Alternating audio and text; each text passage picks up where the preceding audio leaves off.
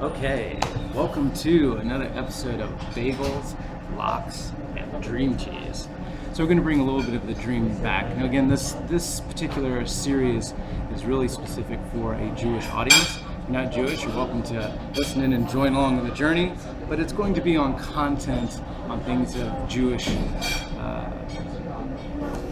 themes of interest. So in thinking about food, let's start with the basics, because we want to go beyond the gastronomic Judaism. So here we are, sitting in having the breakfast special with my queen, with my wife over here, and in thinking about it, there's a phenomenal thing, a thought process we can go through in thinking about having some real food for thought the next time we sit down to eat.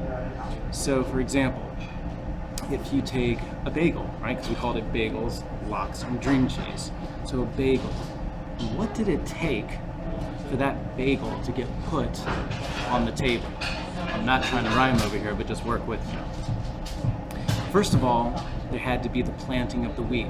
So think about all the machinery, and who helped make that machinery? Who helped build that machinery? How'd that machinery get delivered? So there had to be all the machinery that was delivered. Then you had the farm and the farmer, or the farmers, that had to make that wheat, grow that wheat, harvest that wheat, produce flour, and that flour had to be sold. So then there had to be roads that had to be made in order for the flour to be transported to a place where it's going to be baked. And then you have the baker and the bakery. What about all that equipment? Or what did it take to make all that equipment? And now, finally, you get a bagel. And then that bagel had to be shipped from the bakery to this restaurant. And what did it take for that? And all the workers. So you've got a huge, phenomenal process all involved coming together in one simple bagel. Now that bagel is now sitting on the table. I'm not trying to rhyme here, just work with me. Now this bagel is sitting here. So why are we eating this bagel? Is it just because it tastes good? Is it just because I want to identify as being a Jew? There's something much richer. There's huge opportunity here. There's the dream that's here. And what's the dream? The dream is, in all of that process, and all that preparation, there are, as Jewish mysticism explains, hidden sparks of godly energy that are embedded in that whole process. And now it's waiting, it's humming. It's waiting to be elevated and taken to that next level.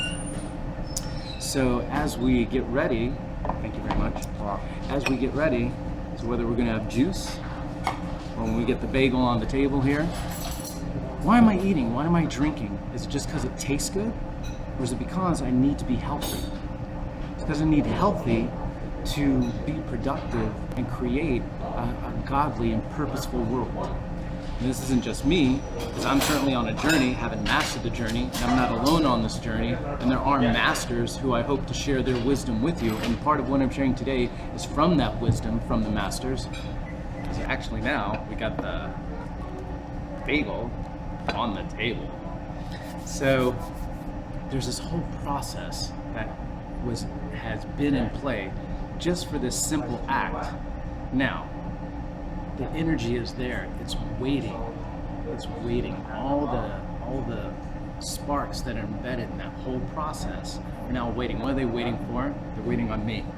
They're waiting on you. What are they waiting for? They're waiting to be taken to that next level. So if I sit there and smear it with my favorite, spread, smear it, right? So that's not exactly the dream. It might taste good. There's nothing wrong if the food tastes good. And you could put the smear on it. But let's slow down for a second and be a little bit thoughtful and be a little bit mindful.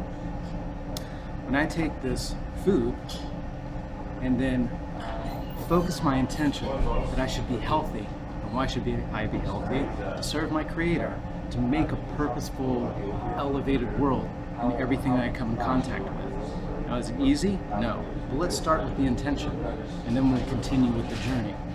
So when I start with that intention, and then I say a blessing over the food. So in the case of this bagel, it's Hamotzi Lechem Min Haaretz, the Creator who brings the bread from the ground.